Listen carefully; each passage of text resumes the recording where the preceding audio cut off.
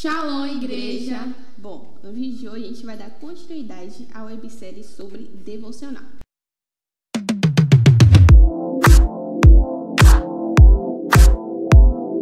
Bom, gente, depois disso tudo, a gente vai dar agora algumas dicas a vocês que nos ajudaram a aprender e a praticar mais o devocional.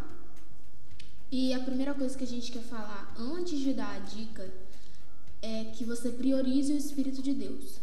Que o Espírito Santo ele seja prioridade na sua vida, que você aprenda a criar uma dependência nele, um hábito de depender do Espírito Santo para orar, para ler. Em João capítulo 14, versículo 25 e 26 diz: esses ensinamentos vos tenho ministrado enquanto ainda estou presente entre vocês, diz Jesus, tá? Isso é Jesus falando. Mas o advogado, o Espírito Santo, a quem meu Pai enviará em meu nome, esse vos ensinará todas as verdades e vos fará lembrar de tudo o que eu vos disse. Então, o Espírito Santo ele tem essa função. Essa é uma das funções, um dos atributos do Espírito Santo, nos direcionar, nos guiar em toda a verdade. E para uma vida devocional, nós precisamos depender do Espírito Santo de Deus, porque ele tem o poder de nos direcionar, ele tem o poder de trazer clareza à nossa mente, de nos revelar o Pai. Em 1 Coríntios, no capítulo 2, versículo 9, diz bem assim: no entanto, como está escrito, olho algum jamais viu, ouvido algum nunca ouviu, e mente nenhum imaginou o que Deus predispôs para aqueles que o amam. Deus, todavia, o revelou a nós por intermédio do seu Espírito, porque o Espírito a tudo investiga, até mesmo as profundezas de Deus. Pois quem recebe os pensamentos do ser humano, a não ser o espírito do homem que nele reside? Assim, igualmente, ninguém conhece o pensamento de Deus, a não ser o Espírito de Deus. Nós, entretanto, não recebemos o Espírito do mundo, mas sim o Espírito que vem de Deus, a fim de que possamos compreender o que por Deus foi otorgado gratuitamente. Então, Paulo está falando que é o Espírito de Deus quem direciona, quem revela, quem investiga e quem proclama as profundezas de Deus a nós. Então, dependa do Espírito Santo. Então, depois disso, você precisa partir para o ponto de questionamento. E essa é a primeira dica. Se questione. Pergunte o porquê você está naquele texto. Pergunte o que Deus quer falar com você através daquilo. Pergunte, Deus, o que o Senhor quer me ensinar através disso. Um exemplo é, você está lendo lá o João, 1 João, você está lendo e tal. Essa pessoa fala muito sobre o amor. E você está lendo sobre o amor todos os dias. Então você pergunte, Deus, eu não estou amando os meus irmãos? Eu não amo ao Senhor tanto quanto eu pensava que eu amava? E tente mudar isso na sua vida. Através do que Ele vai te mostrar pelo Espírito, tente pôr em prática isso. Não adianta eu ler hoje, eu tenho que amar os meus irmãos, e amanhã eu olho para a Rebeca e falo, não gosto de você.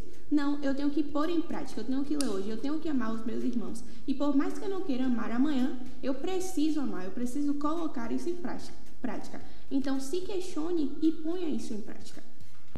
Entendendo que diante de Deus, aquilo que eu aprendo, que é um atributo, um mandamento, uma ordenança dele, quando o Senhor traz isso à minha consciência, Ele espera que eu tome a decisão de obedecê-lo, sempre. A Bíblia não fala de um amor romântico, de sentimentalismo, mas fala de uma decisão. Eu decido perdoar, eu decido amar, mesmo que em meu coração ainda não esteja estabelecida essa verdade. Eu luto contra a minha carne para que essa verdade de Deus seja estabelecida em mim através do Espírito Santo do Senhor. A segunda dica é, faça anotações. Ou seja, você está lendo lá e você percebe que tem uma coisa muito marcante naquele texto.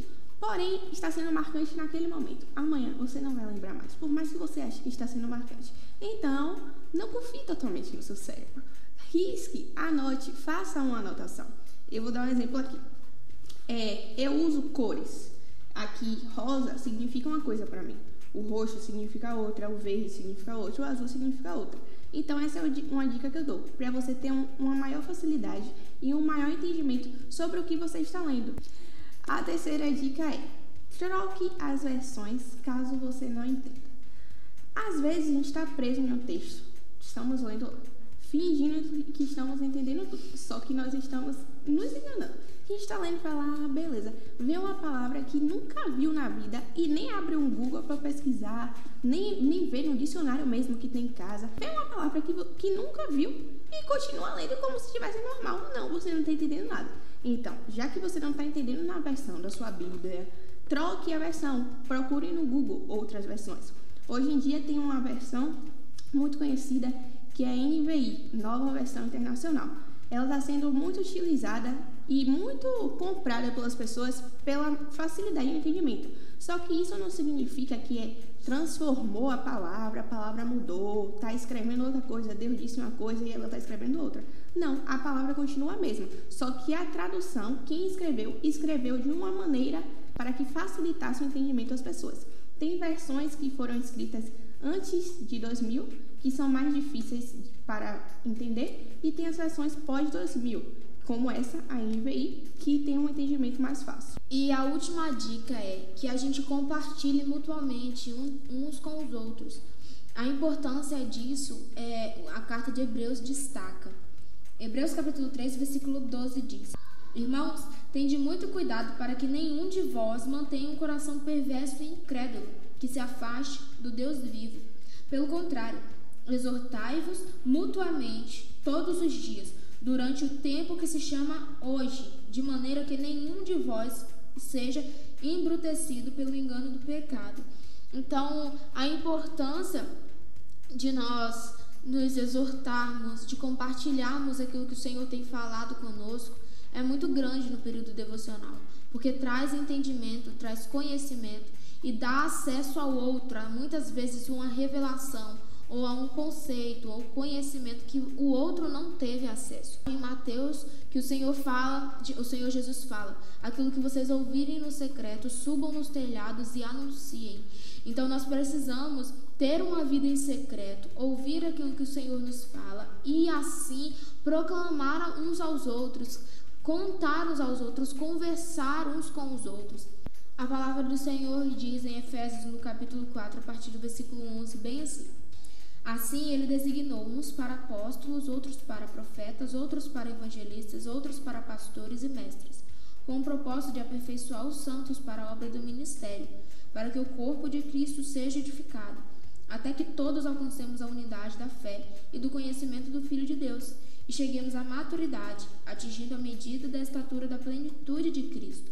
O objetivo é que não sejamos mais crianças, levados de um lado para o outro pelas ondas teológicas, nem jogados de lá para cá por todo o vento de doutrina e pela malícia de certas pessoas que induzem incautos ao erro. Longe disso, seguindo a verdade em amor, cresçamos em tudo naquele que é o cabeça, Cristo. Dele, todo o corpo, ajustado e unido pelo auxílio de todas as juntas, cresce e edifica-se a si mesmo em amor, na medida em que cada parte realiza a sua função.